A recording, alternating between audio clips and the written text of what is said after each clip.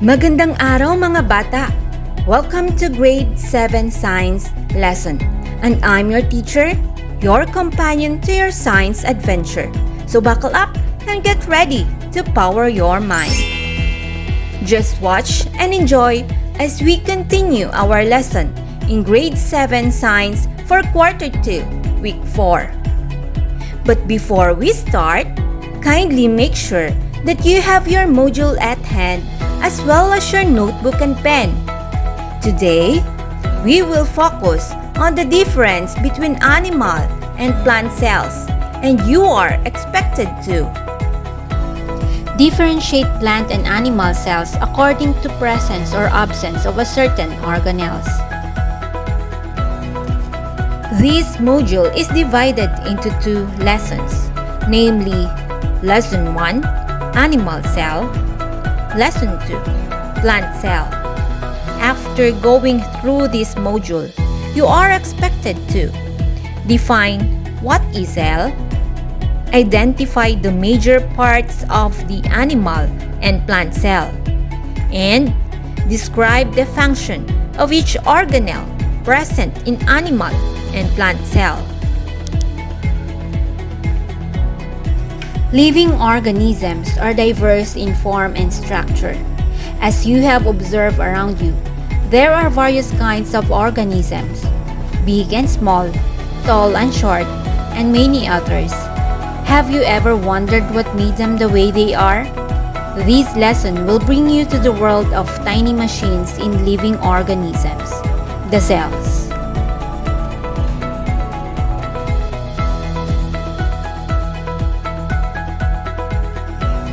Cell is the basic unit of life that can perform all activities associated with life, like growth, reproduction, excretion, and nutrition.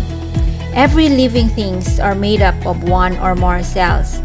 If the living things is made up of one cell, they are called unicellular. Example of unicellular organisms are bacteria, amoeba, and paramecium. On the other hand, if they are made up of more than one cells, they are called multicellular. Examples are human, plants, and animals. Cell is too small to be seen by the naked eye, but with the inventions of the microscope, scientists were now able to study it in detail. The first person to describe cell using a microscope was Robert Hooke. When he examined a very thin slice of cork, he noticed the structures that looked like a small empty room. It reminded him a small room found in the monasteries. Thus he named the structure cell, wherein cell is from the word cellulae, which means small room. Now we are going to understand Lesson 1 of your science module, the animal cell. It has three basic parts, the cell membrane, nucleus, and cytoplasm.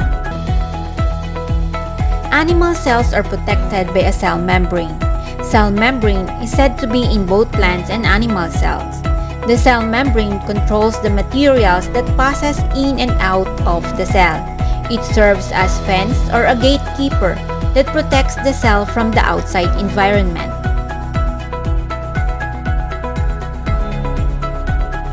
Next, we have nucleus. It is located in the cytoplasm of the cell. It controls and regulates all cell activities. It is the control center of the cell, and it contains the cell's DNA. Next, we have the cytoplasm. It is a large and fluid field called protoplasm. It fills up the space between the nucleus and the cell membrane. It is jelly-like substance composed of mainly water as well as dissolved nutrients.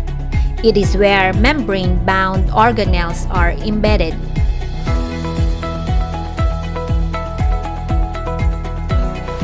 The major parts of the animal cell can be illustrated using an egg.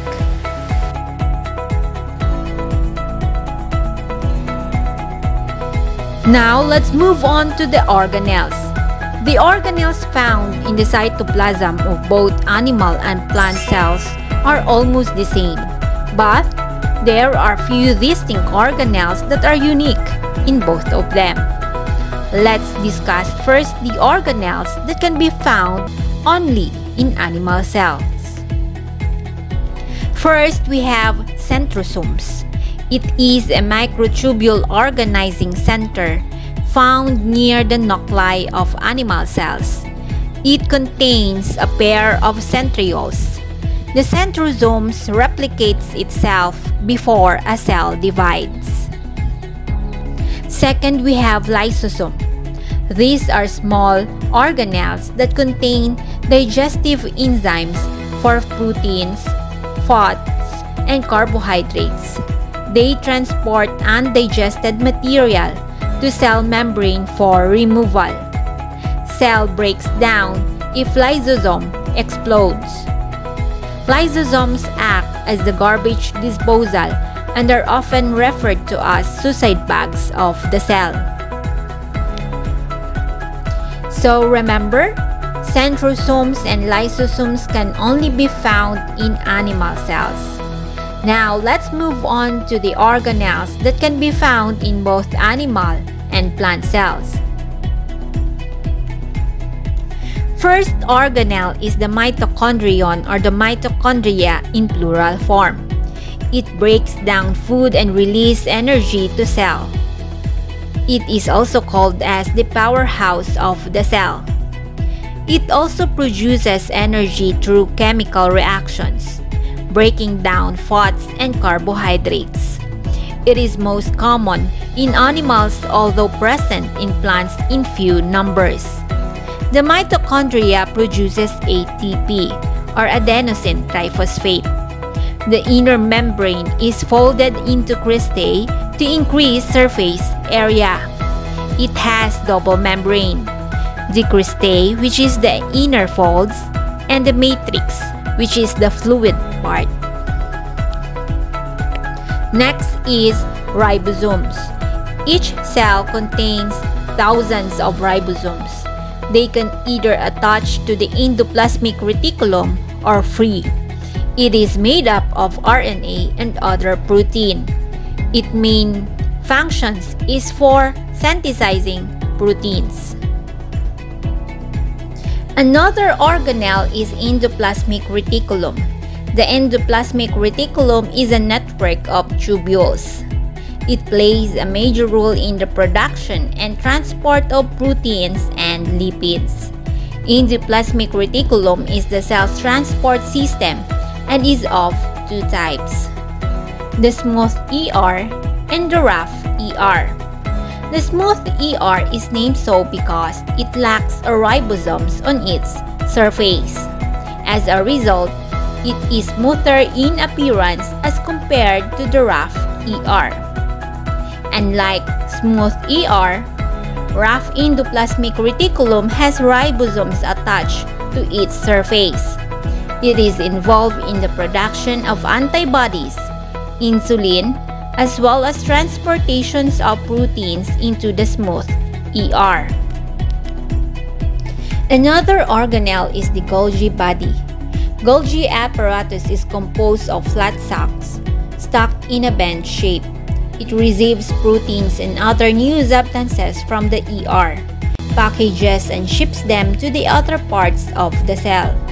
It is responsible for manufacturing and shipping cellular products, hence known as the packaging center of the cell. Next, we have the vesicles. They carry materials in and out of the cell. These include food particles needed by the cell and waste products secreted by the cell. Next, we have the peroxisomes. They absorb nutrients that cell has acquired. They digest fatty acids and play a role in the digestion of alcohol, cholesterol synthesis, and digestion of amino acids. Next, we have vacuoles. Vacuoles are fluid-filled storage bubbles present in both cells. They are responsible for detoxification and waste disposal. Next, chromosomes. It is located in the nucleus and is made up of DNA. It contains instructions for traits and characteristics. Next, we have the nucleolus. It is located inside the nucleus and contains RNA to build protein. It is surrounded by a fluid called nucleoplasm. I hope everything was clear. Now let us check your understanding. On pages 9 to 10 of your science module, you were directed to perform simulation activities. So I want you to perform activity number 1, 2, and 3. You can pause this video while you are doing the activity. Then if you're done, you can play it to continue. Are you ready? Your time starts now. You did great!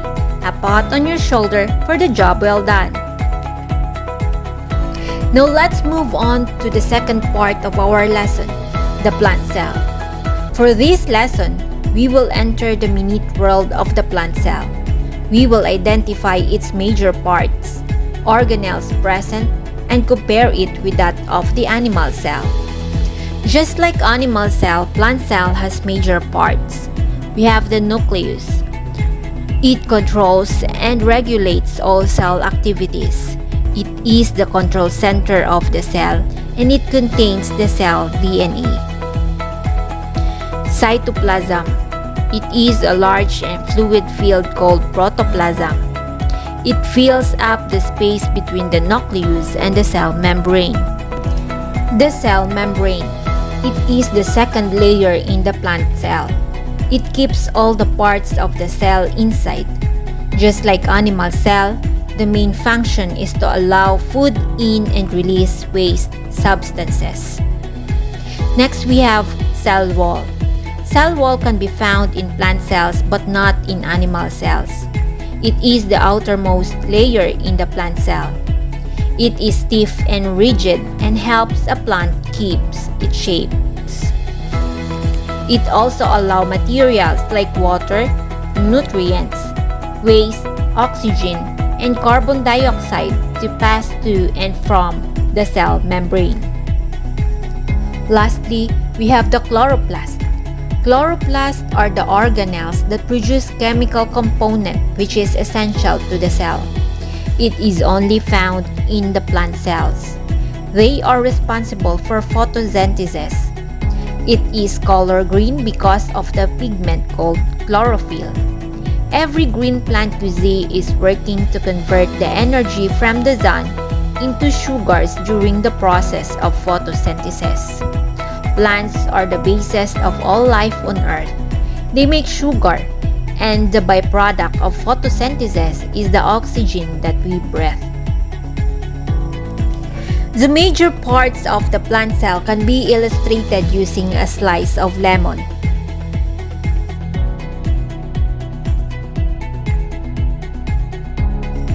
The organelles embedded in the cytoplasm of both plants and animal cells are almost the same, but there are few distinct organelles that are unique and is only found in plant cell.